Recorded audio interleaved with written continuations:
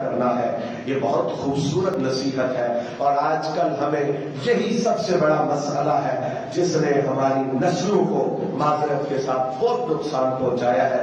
غوث پاک فرماتے ہیں صحبتک للاشرار توقعک فی سوء الظن بالاخیار.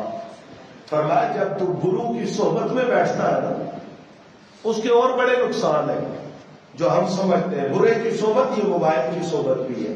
اگر موبائل میں کوئی بری چیز آئی تو آپ بری صحبت میں، ٹی وی میں بری چیز آئی آپ بری صحبت میں ہیں، اخبار میں بری چیز آئی آپ بری صحبت میں ہیں. کوئی بندہ آپ کے پاس بیٹھا ہے برا ہے آپ بری صحبت میں ہیں. فرمایا بری صحبت کے بڑے نقصان ہیں لیکن ایک نقصان بہت بڑا نقصان حضور غوث پاک نے بتایا اور یاد رکھیں یہ اتنا بڑا نقصان ہے شاید اس کا ازالہ بھی نہ ہو سکے. کیا نقصان؟ فرمایا جب گرو کی صحبت میں بیٹھو گے نا تو وہ اچھے لوگوں کے متعلق تمہارا ذہن خراب کر دیں گے، ان کے متعلق بدگمانی ڈال دیں گے.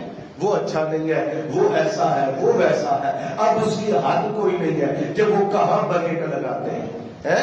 اس دور کے لوگوں سے شروع ہوں گے اور پتہ نہیں وہ کہاں تک پہنچیں گے.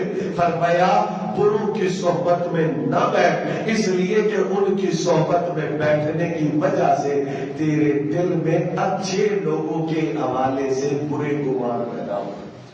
اٹھ جاؤ ان محفلوں سے کہ جہاں پر اچھے لوگوں کی غیبت ہو رہی ہو، ان کو برا کہا جائے، ان کے نتائج اور عیوب بیان کیے جائے. اس محفل میں بیٹھو جہاں اللہ والوں کی شان کو بیان کیا جا رہا ہے. حضور غوث پاک فرماتے ہیں فرمایا احذر من بحر الدنیا،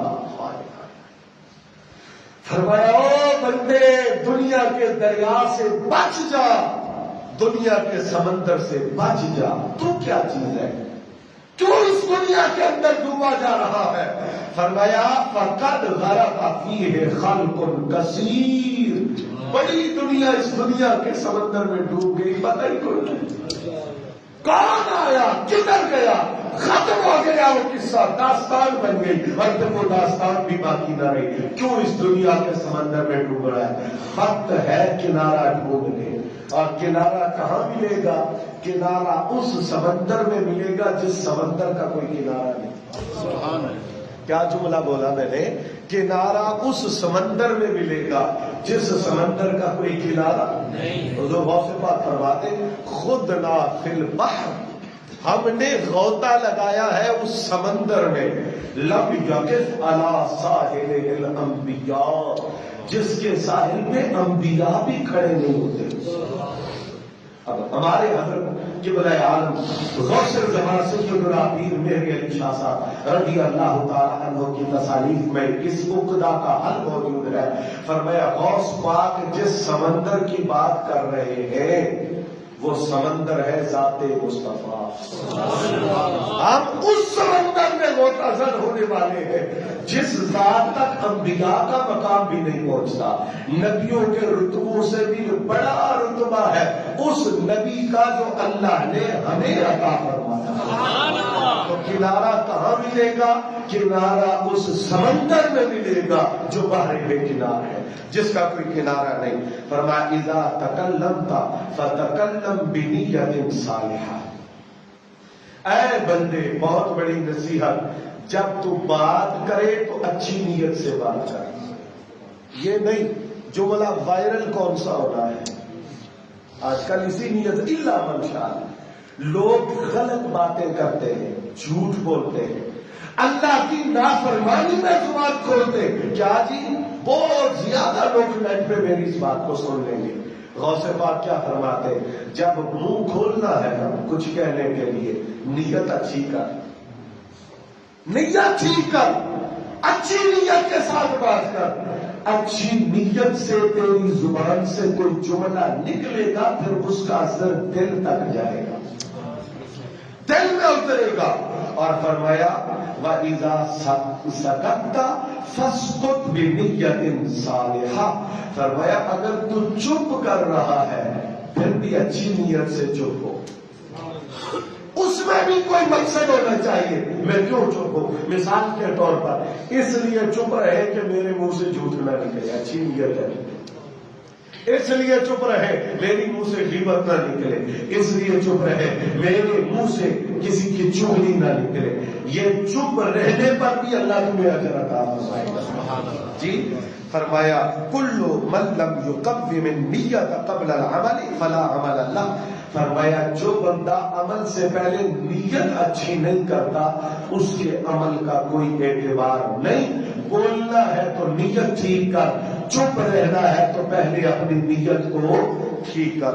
حضور غوث پاک فرماتے ہیں الفقیر هو الذی لا یستغنی بشیء دون اللہ.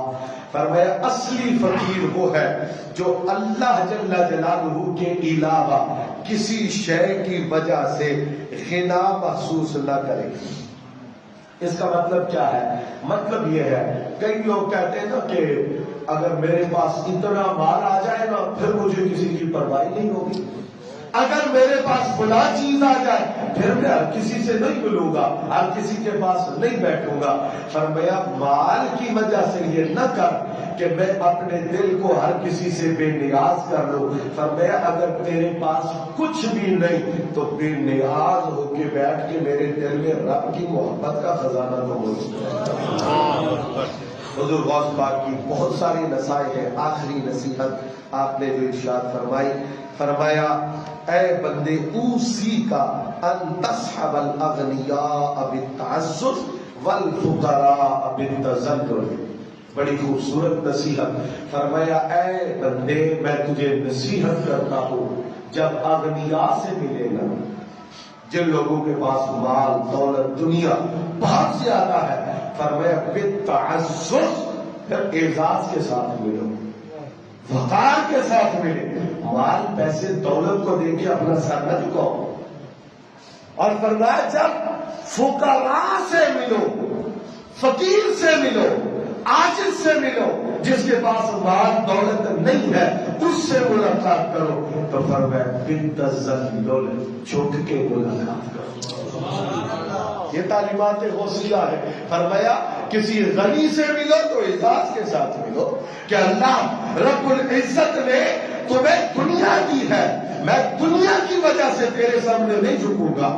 اور اگر کسی فقیر سے ملو، کسی غریب سے ملو، کسی نادار اور مفلس سے ملو تو فرمایا اس سے تذلل اور عاجزی کے ساتھ ملو. ہو سکتا ہے جس کو تم دنیا کی صفوں میں آخری صف کا بندہ سمجھتے ہو وہ اللہ کی بارگاہ کے لوگوں کی صفوں میں پہلی صف کا بندہ ہو. تمہیں اس کی خبر نہیں ہے، تمہیں